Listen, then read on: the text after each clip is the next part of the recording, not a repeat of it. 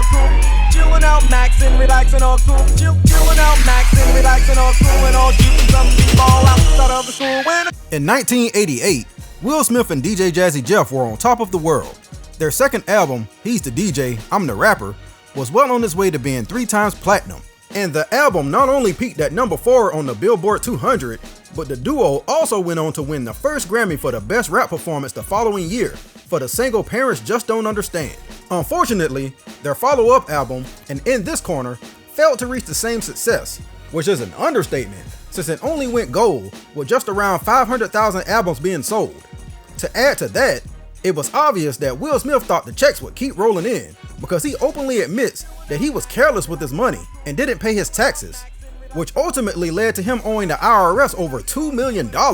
Down on his luck and completely broke, Will Smith's girlfriend at the time convinced him to go down to the Arsenio Hall show to try to network, which led to him running into Quincy Jones, which also led to him getting an audition for an as yet unnamed show on NBC. With only about 10 minutes to prepare, he smashed the audition and ended up being cast as the main star on a new show that would be called The Fresh Prince of Bel-Air, named after Smith's rap persona. The Fresh Prince of Bel-Air premiered in 1990 and is the brainchild of record executive and producer Benny Medina and is based very loosely on his own life. On the show, Will Smith, who goes by his real name, is forced to move in with his aunt and uncle in the neighborhood of Bel-Air, Los Angeles, California, after getting into a fight at a basketball court. In reality, Benny Medina was somewhat of an orphan after his mother died and his father abandoned him. He bounced around between foster homes and family members for a while before befriending a guy at his high school, whose wealthy parents allowed Medina to move into their modified garage behind their Beverly Hills mansion. This was also a white family, a detail that would be changed for the show, which I think was a great idea because it was so rare to see a wealthy black family portrayed on TV. Plus, in my opinion, a wealthy black family opened the door for more unique storytelling opportunities than had they been poor or lower middle class. Even though the show is called The Fresh Prince of Bel-Air, the show is about far more than just Will Smith.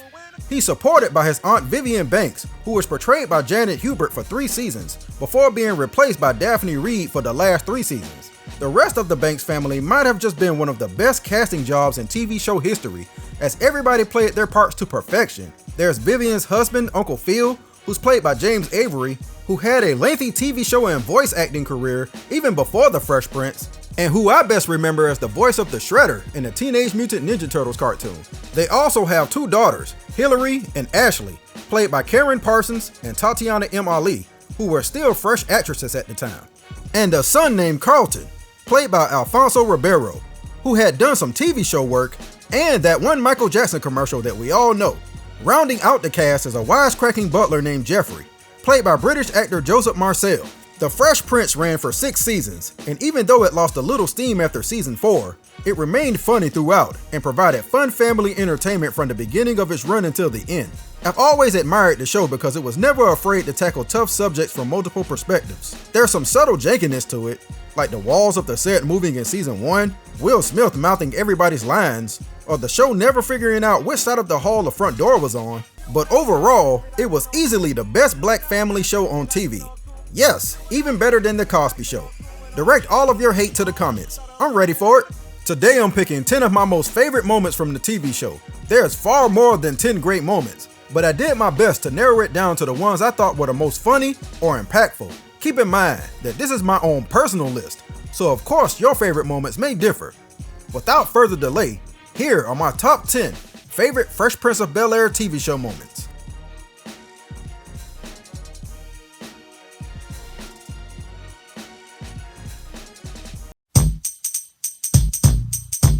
Number 10. Make Up Your Mind. By season 5, The Fresh Prince of Bel-Air began a bit of a decline.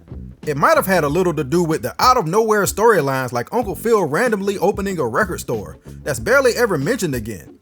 In reality, it was up in the air whether Will Smith was actually going to return for season 5, so I could see the writing being thrown together at the last minute. Regardless, episode 1 started off strong when Will discovers that the youngest Banks daughter, Ashley, can not just sing, but can sing, and he decides he wants to manage her career to prove to Uncle Phil that he's ready to do bigger things in life, much to the disapproval of Uncle Phil. All throughout the episode, he goes all out trying to get her demo played, and he eventually convinces a music executive named Gordy Berry, a name swap of Berry Gordy, to listen to Ashley perform her song Make Up Your Mind live. Will refuses to let Ashley fail, and my favorite part of the episode is when Will and Carlton become background dancers for Ashley so that she won't be so nervous.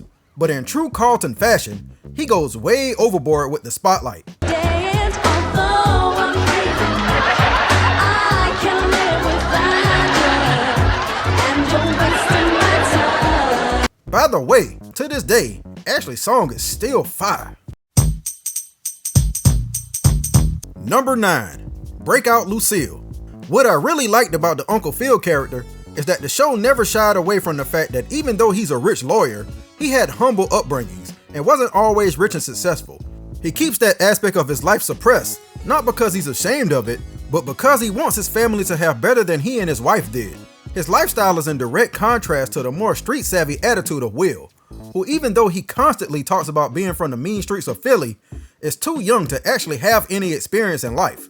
This becomes a problem in episode 22 of season 1, when Will goes to a pool hall and gets hustled for money and a car by not only a pool shark, but seemingly everybody in the pool hall. They agree to let Will go home and come back with the money, but that only prompts the lawyer and Uncle Phil to go back to the hall with Will to settle things in his own way. At first, he appears to be in way over his head, but then we learn why you never judge a man by his current success, especially if he's from the streets. How much? Let's say a nice round figure like $100 a ball. Okay. $100 a ball. Jeffrey? Break Out Lucille.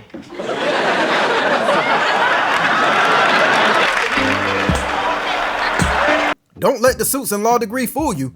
Uncle Phil ain't to be messed with. Number 8.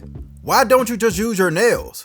I can't even begin to list how many beautiful black women that we know and love today that appeared on The Fresh Prince.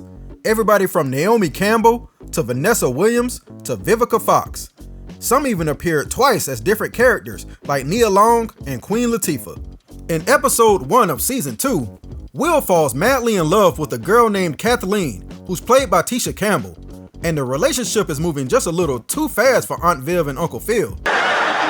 No. I miss you more. No, I miss you more. Alright, you miss me more. Oh, you gotta go? I'm gonna miss you. No, I'm gonna miss you more. They both feel like Will and Kathleen should slow it down and get to know each other a little more before deciding on being soulmates. Their theory couldn't have been proven any more true when an earthquake happens and Will and Kathleen become stuck together in a basement and forced to get to know things about each other that they probably wish they didn't have. Kathleen learns that Will is a little bit of a big baby and self-centered at that. And Will learns, well, remember that one scene from I'm Gonna Get You Sucker when Keenan meets that girl in the nightclub? Think that, but far less over the top. Wait, baby, what happened to your big green eyes? I put them in my little black purse.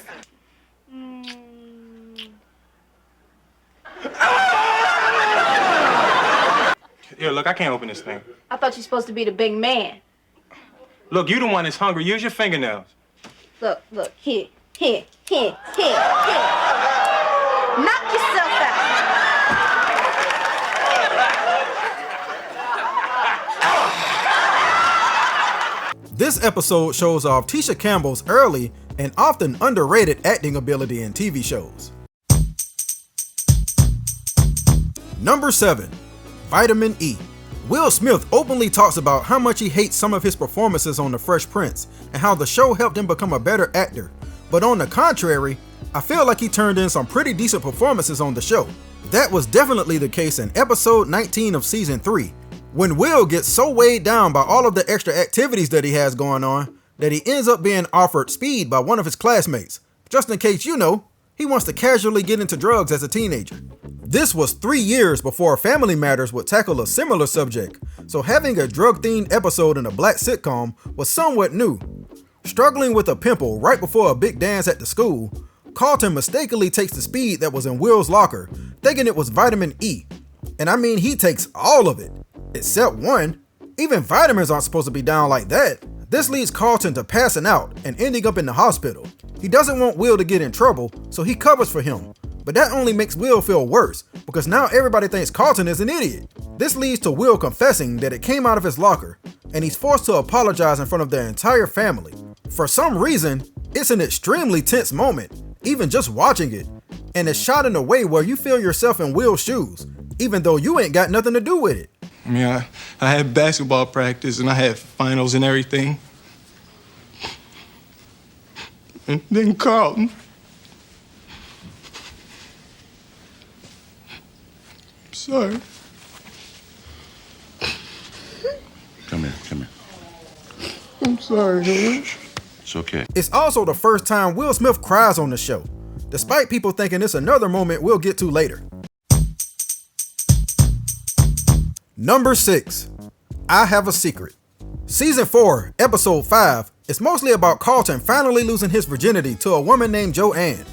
Unfortunately, he lost it to a woman who was married at the time, unknown to Carlton. And she's not just married, she's married to Trouble Man. That's right, Trouble Man. Or if you want to get posse about this, King David himself, Robert Hooks, makes a brief appearance as the school dean. But that's not why this is on my favorite moments list. The real best moment of this episode is when Uncle Phil learns that the ethics board is trying to find any small indiscretion among the judges in the city.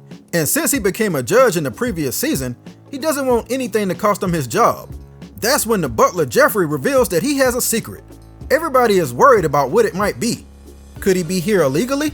Nah, that's not it. Is he a criminal? Nope. Guess again. The real secret is that he once cheated in a race over in England and took a cab to the finish line, which is a parody of an event that really happened in the US, and that's why he moved to America.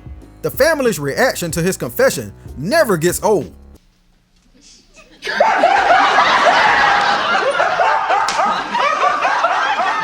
Why don't you run into the kitchen and give me some? Oh, or better yet, take a cab! But of course, in true Jeffrey fashion, he gets the last laugh. When did you get your green card? Green card? What green card?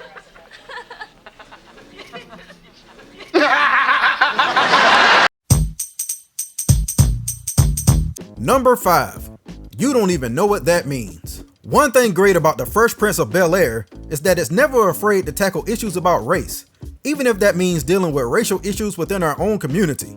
That issue was in the forefront of episode 8 of season 4, when Will and Carlton attempt to pledge to a black fraternity. Pledging is hard enough as it is, but it's made even harder for Carlton when the frat leader Top Dog, played by OG Bobby Johnson himself, Glenn Plummer, decides that Carlton isn't black enough, since he comes from a rich family and doesn't really fit his standard of acting black. Even Top Dog's own frat brother calls him out for singling out Carlton, but I don't know if I'd listen to him either, because I heard he don't take care of his responsibilities. Understand is that Mr. Clark believes in us. He provided an environment. He doesn't believe in you because you don't take care of your responsibility. Anyway, the day of the crossover, Carlton learns that he's not being accepted and why, and gives quite the speech to Top Dog. You think I'm a sellout. Why? Because I live in a big house or I dress a certain way? You said we need to stick together, but you don't even know what that means. If you ask me, you're the real sellout. This is one of the rare moments where Alfonso Ribeiro drops the goofy, preppy Carlton character, and I really wish it was more moments than this, because it gives the character more dimensions than what he was mostly known for.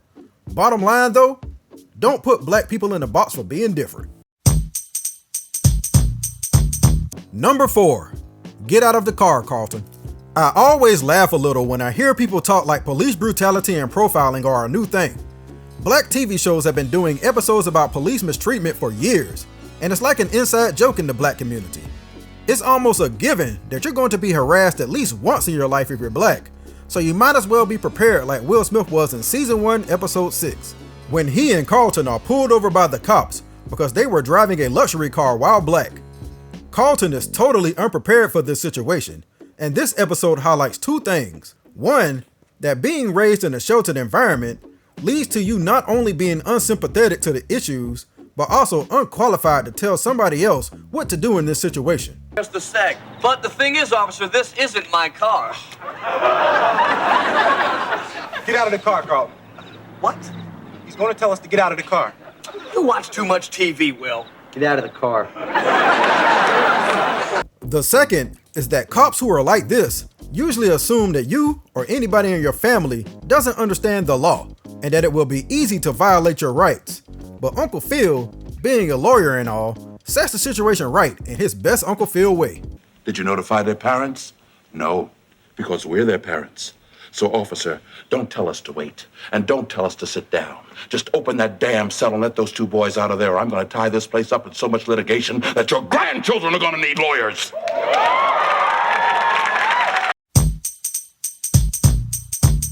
Number 3, Jump On It. By the final season, the show had clearly gone downhill, and there were far less episodes with serious dramatic moments and life lessons. That's a good thing though, because sometimes you need a little comedy to break up the drama every now and then. Even though season 6 doesn't measure up quality-wise to the ones before it, episode 8 provides possibly one of the most iconic moments of the show when Will and Carlton get stuck in Las Vegas because Carlton lost all of their money gambling. They try to reason with the casino boss to get their money back, which ranks right up there with one of the dumbest ideas ever, but in the end, they decide to enter a talent contest with the prize being money. Of all the things Will and Carlton could have done, they decide to do a dance to Apache by the Sugar Hill Gang, and it's one of the funniest things I've ever seen in my life.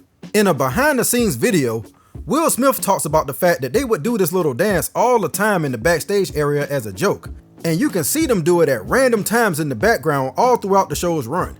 I've seen people do this dance at weddings, football games, church.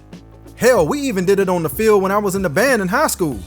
It was everywhere at the time, and it's easily one of the most memorable moments of the show. Number 2, Why He Don't Want Me, Man? I bet a lot of you probably assumed this would be number 1, but nah, I personally feel like another moment was more impactful.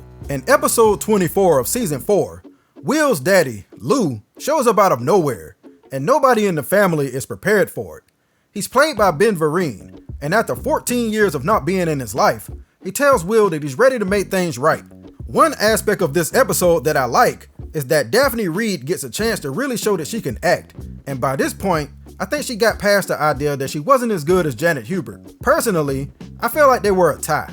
Anyway, Uncle Phil sees right through Lou, but holds back on his criticism when he sees how happy Will is to finally have his dad in his life. That is until it's revealed that some things never change, and if Lou wanted to be in Will's life, he would have done it already. Will is not a coat that you hang in the closet, then pick it up when you're ready to wear it.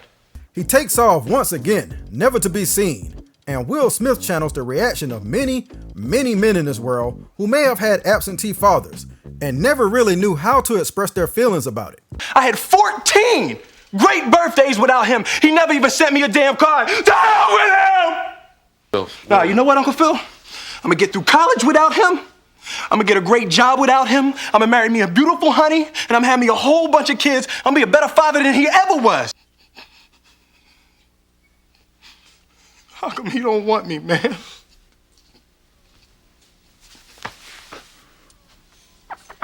Lou might have been Will's dad, but this episode solidifies that Uncle Phil was his father. Number 1, Give Me the Gun. Episode 15 of season 5 starts out like any other. Will and Carlton are going out to have a little fun and stop at an ATM machine to withdraw some money. Unfortunately, they're held up at gunpoint, something you don't really expect to happen where they live, and in a panic, the robber shoots as Will jumps in front of Carlton to shield him. Will survives, of course, and everybody in the family is just happy he's okay. A little too happy for Carlton's taste. See, this situation pretty much shatters his whole reality. He doesn't feel safe anymore. He feels like the justice system is a failure, and he doesn't want to feel like a victim. So what do people do when they feel threatened or powerless?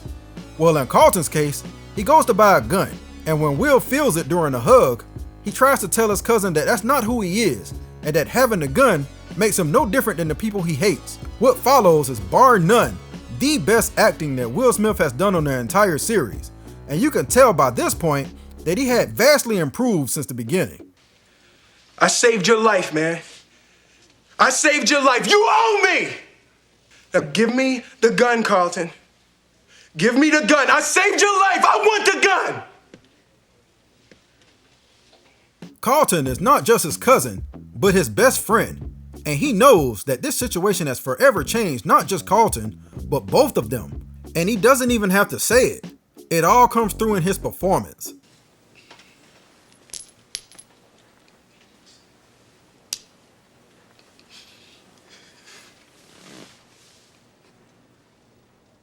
That's why this is my pick for the best Fresh Prince of Bel-Air moment. And that's my list.